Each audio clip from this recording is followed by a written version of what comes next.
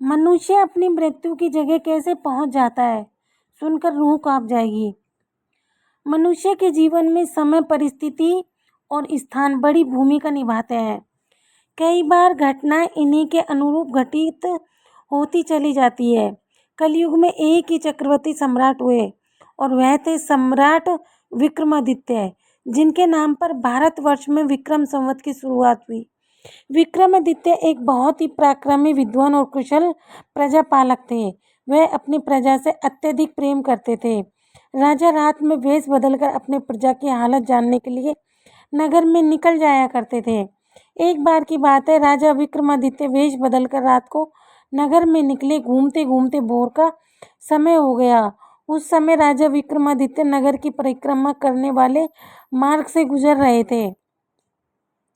मार्ग की दूसरी ओर घना जंगल था। तभी अचानक राजा ने देखा कि एक लकड़हारा कंधे पर कुल्हाड़ी लिए जंगल में प्रवेश कर गया और लकड़ी काटने के लिए ऊंचे वृक्ष पर चढ़ गया। तभी राजा ने देखा कि एक भयानक रीछ दौड़ते हुए आया और उस वृक्ष पर चढ़ने लगा जिस पर लकड़हारा लकड़ी काट रहा था। रीछ को वृक्ष पर चढ़ते देख राजा को बड़ा आश्चर्य हुआ, क्योंकि रीछ तो वृक्ष पर चढ़ ही नहीं सकता था। लकड़हारे ने जब रीछ को अपनी ओर आते देखा तो वह बहुत घबरा गया और डर के कारण उसके हाथ से पेड़ की टहनी टूट गई। वह जमीन पर गिरा और उसकी मृत्यु हो गई। उसके बाद रीछ पेड़ से नीचे उतरा और राजा की आंखों के सामने ही उसने एक सुंदर लड़की का रूप धारण कर लिया और राजा के पास स्थित और जंगल के पास स्थित एक कुएं के पास जाकर बैठ गई। राजा दूर खड़ा हैरानी से यह सब देख रहा था और सोच रहा था कि यह लड़की बना हुआ रीछ अब क्या करेगा। थोड़ी देर बाद राजा के दो सिपाही उधर से निकले। संयोग से वे दोनों सगे भाई थे। छोटे भाई की नज़र कुएं की मुंडेर पर बैठी उस सुंदर लड़की पर पड़ी। वह बड़े भाई से बोला, देख भाई, कितनी सुंदर लड़की बैठी है, मेरा मन कर रहा है इससे विवाह कर लूं। बड़े भाई के होते हुए छोटा भाई विवाह कैसे कर सकता है? बड़ा होने के कारण पहल मेरी है, इसलिए विवाह मैं ही करूँगा। तब छोटे भाई ने कहा, इससे पहले मैंने देखा है, इसलिए इससे पहले विवाह तो मैं करूँगा। फिर बड़ा भाई बोला, हम व्यर्थ ही झगड़ रहे हैं, क्यों न हम इस लड़की से ही पूछ लें। वह हम दोनों में से किसे पसंद करेगी, वही उससे विवाह करेगा। यह सोचकर दोनों भाई उस लड़की के पास पहुंचे। बड़े भाई ने लड़की से पूछा, हे सुंदरी, आप कौन हो और यहाँ इस जंगल में क्या कर रही हो? वह लड़की बोली, मैं पास के ही गांव में रहती हूँ और अपने पति की तलाश में निकली हूँ। लड़की की बात सुनकर छोटे भाई ने पूछा, तुम्हारा पति कहाँ है? तुम चाहो तो उसे ढूंढने में हम तुम्हारी मदद कर सकते हैं। तब वह लड़की बोली, अभी तो मैं कुंवारी हूँ और किसी योग्य वर की तलाश में निकली हूँ। तब छोटा भाई बोला, हम दोनों भाई भी अभी कमा रहे हैं, अगर तुम चाहो तो हम में से किसी एक से शादी कर सकती हो। लड़की ने कहा, मैं तुम दोनों में से उसी से विवाह करूंगी जो अधिक बहादुर होगा। इतना सुनते ही दोनों भाई एक दूसरे से श्रेष्ठ सिद्ध करने के लिए आपस में लड़ने लगे। लड़ते लड़ते दोनों ने तलवारें निकाली और एक दूसरे के पेट में घुसा दी। इस प्रकार तड़प तड़प कर दोनों भाइयों ने अपने प्राण त्याग दिए। यह देखकर वह लड़की जोर से हंसी और उठकर दूसरी दिशा की ओर चल पड़ी। यह लड़की अब क्या करेगी, ऐसा सोचते हुए राजा विक्रमादित्य भी थोड़ी दूर रखते हुए उसके पीछे पीछे चलने लगे। अब तक सुबह का समय हो गया था और सूर्य भी निकल आया था, परंतु राजा विक्रमादित्य एक रीछ के पेड़ पर चढ़ने और फिर एक सुंदरी के रूप में बदलने की विचित्र घटना देखकर हैरान हो गए। उन्हें अपनी भूख, प्यास और राजपाट के विषय में कुछ भी ध्यान ना रहा। राजा के मन में केवल उस रहस्यमयी लड़की के बारे में जानने की जिज्ञासा बनी रही। इसलिए राजा सावधानी पूर्वक उसका पीछा करने लगे। लगभग 200 कदम आगे चलने के बाद राजा विक्रमादित्य की हैरानी की सीमा ना रही, क्योंकि वह लड़की अब एक लड़की नहीं रही बल्कि एक जहरीले नाग का रूप धारण कर चुकी थी। वह जहरीला नाग अब बड़ी तेजी से आगे बढ़ने लगा। कुछ दूर आगे जाकर एक नदी बह रही थी। वह अचानक नाग नदी के किनारे पहुंचकर कुछ समय रुका और वहां राजा के देखते ही देखते नदी में कूद गया। नदी के बीचों बीच एक नाव चल रही थी जिसमें बहुत सारे लोग सवार थे। तब जहरीला नाग उस नाव की तरफ बढ़ने लगा।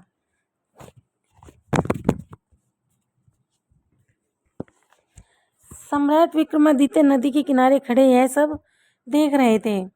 देखते ही देखते वह जहरीला नाग उस नाव में कूद गया। नाग को देखकर नाव में भगदड़ मच गई और लोग अपनी अपनी जान बचाने के लिए नाव से बाहर पानी में कूद पड़े। जो लोग तैरना जानते थे वे तो तैरकर नदी से बाहर निकल गए और जो लोग तैरना नहीं जानते थे वे सभी डूबकर मर गए। थोड़ी देर बाद वह नाग नदी से बाहर निकला और नदी के किनारे किनारे आगे बढ़ने लगा। सम्राट विक्रमादित्य भी उसके पीछे पीछे चलने लगा। कुछ दूर जाकर राजा विक्रमादित्य एक बार फिर हैरान रह गए क्योंकि उस नाग ने एक बार फिर अपना रूप बदल लिया। अब वह एक बूढ़े ब्राह्मण के रूप में था। विक्रमादित्य ने सोचा कि इस रहस्यमय प्राणी के बारे में जानकारी लेने का यह अच्छा अवसर है क्योंकि इस समय वह एक बूढ़े ब्राह्मण के रूप में है और मैं इसके बारे में आसानी से पूछ सकता हूँ। यह सोचकर राजा विक्रमादित्य जल्दी से उस रहस्य में ब्राह्मण की ओर बढ़ने लगा। राजा विक्रमादित्य तेजी से चलते हुए एकदम उस ब्राह्मण के सामने पहुंच गए और उसे हाथ जोड़कर प्रणाम किया। बूढ़े ब्राह्मण ने भी हाथ उठाकर उनका प्रणाम स्वीकार किया। तब राजा विक्रमादित्य ने पूछा, आप कौन है? वह बोला, तुम्हें दिखाई नहीं देता, मैं ब्राह्मण हूँ। राजा ने कहा, आप झूठ बोल रहे हो, आप ब्राह्मण नहीं हो। वह बोला, तो फिर तुम ही बता दो कि मैं कौन हूँ। राजा बोले, तुम वो नहीं हो जो नजर आ रहे हो। वह बोला, मैं जो कुछ भी हूँ तुम्हें इससे क्या लेना देना। तुम अपने काम से काम करो और यहाँ से जाओ। सम्राट विक्रमादित्य ने कहा, मैं सच्चाई जाने बिना आपका रास्ता नहीं छोड़ूंगा, आपको सच्चाई बतानी ही पड़ेगी। वह बोला, मैंने तुम्हें बताया तो है, मैं एक ब्राह्मण हूँ। राजा बोले, आप मुझसे झूठ नहीं बोल सकते, मैं आपका तब से पीछा कर रहा हूँ जब आप रीछ बने हुए थे। उस समय आपने उस नौजवान लकड़हारे को मारा, फिर उसके बाद आप एक सुंदर लड़की बने और उन दोनों सिपाही भाइयों को एक दूसरे के हाथों मरवा दिया। फिर आपने एक जहरीले नाग का रूप धारण किया और नदी में छलांग लगा दी। नदी पार कर रही नाव में घुस गए और आपकी दहशत के कारण नाव में सवार यात्रियों में भगदड़ मच गई, नाव पलट गई, जिसके कारण आधे यात्री नदी में डूबकर मर गए। और अब आपने बूढ़े ब्राह्मण का रूप धारण किया है। अब सीधी तरीके से सच सच बता दो, आप कौन हो। वह बोला, यदि ना बताऊं तो उसकी बात सुनकर राजा ने अपनी तलवार निकाल ली और बोले, तो फिर मरने के लिए तैयार हो जाओ। तुम नहीं जानते यह राजा विक्रमादित्य की नगरी है और मैं राजा का वफादार नौकर हूँ। उस धर्मात्मा राजा की नगरी में तुम इतने लोगों की जान लेकर जीवित बचकर नहीं जा सकते, इसलिए मरने से पहले जल्दी से बता दो कि तुम कौन हो। राजा विक्रमादित्य की धमकी सुनकर वह बूढ़ा ब्राह्मण जोर जोर से हंसने लगा और बोला, मैं जानता हूँ कि यह महाप्रतापी सम्राट विक्रमादित्य की राजधानी है और मैं यह भी जानता हूँ कि तुम ही सम्राट विक्रमादित्य हो।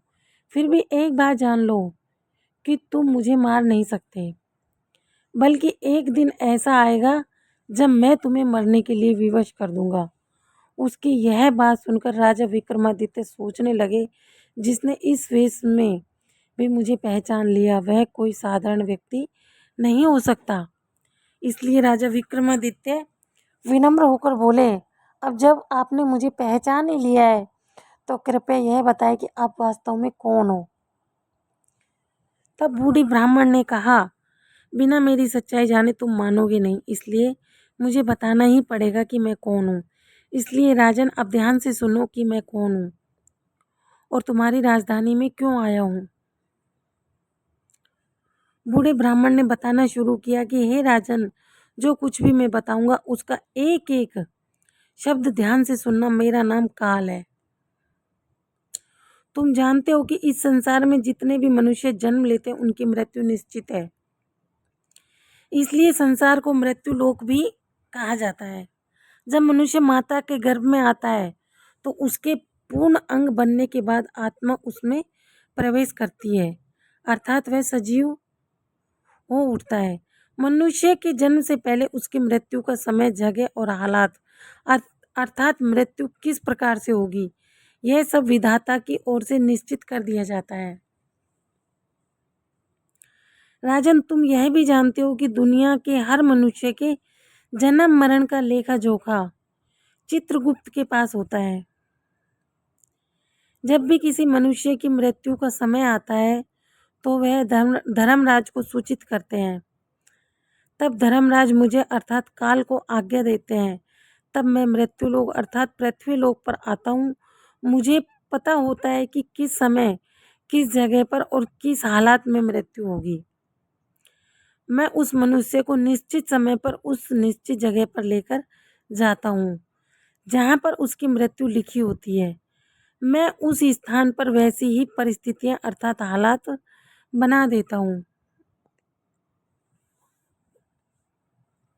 उस लकड़हारे को मैंने नहीं मारा। राजा विक्रमादित्य बोले, तुम फिर झूठ बोल रहे हो।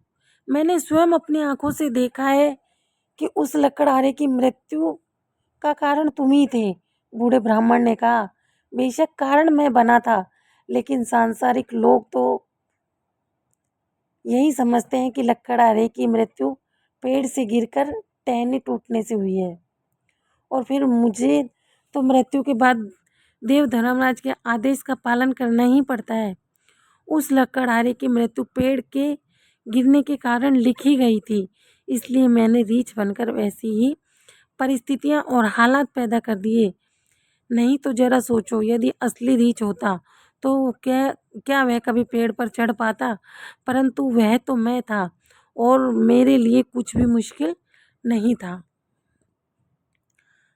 अब अगर उन सिपाही भाइयों की बात करें तो उन्हें भी मैंने ही मारा।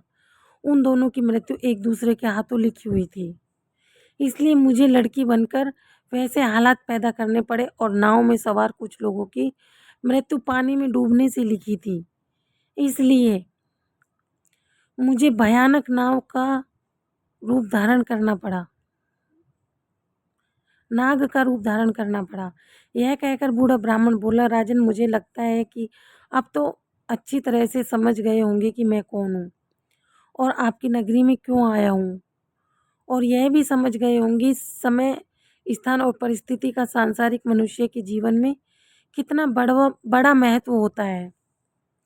सम्राट विक्रमादित्य ने बूढ़े ब्राह्मण रूपी काल की बातें बड़े ध्यान से सुनी और गंभीर हो गए। काल कहने लगे, हे राजन, अब मैं चलता हूँ। राजा विक्रमादित्य बोले, हे कालदेव, आपने मुझे अच्छी जानकारी दी है जिसके लिए मैं आपका बहुत आभार व्यक्त करता हूँ। कृपया जाने से पहले मेरे एक प्रश्न का उत्तर देते जाइए। कालदेव बोले, पूछो राजन, क्या पूछना चाहते हो? जल्दी पूछो, मेरे पास इतना समय नहीं है। राजा विक्रमादित्य बोले, कृपया मुझे यह बताइए कि मेरी मृत्यु कब, किस स्थान पर और किस प्रकार से होगी। कालदेव ने कहा, राजन, यह मैं आपको बता सकता हूँ कि आपकी मृत्यु कहाँ किस प्रकार से होगी, परंतु यह नहीं बता सकता कि आपकी मृत्यु कब होगी। राजा विक्रमादित्य बोले, कालदेव, मृत्यु का समय बताने में आपको क्या आपत्ति है? कालदेव ने कहा, यदि मैंने पहले ही आपको मृत्यु का समय बता दिया तो आप इसी क्षण में चिंता में डूब जाएंगे और चिंता चिता के समान होती है। अभी तो आपको अपने शासनकाल में बहुत से अच्छे कार्य करने हैं। राजा विक्रमादित्य ने कहा, चलो, सही यही बता दो कि मेरी मृत्यु कहाँ और कैसे होगी। कालदेव ने कहा, राजन, तुम्हारी मृत्यु तुम्हारे ही महल में सीढ़ियों से पांव फिसलकर गिरने के कारण होगी।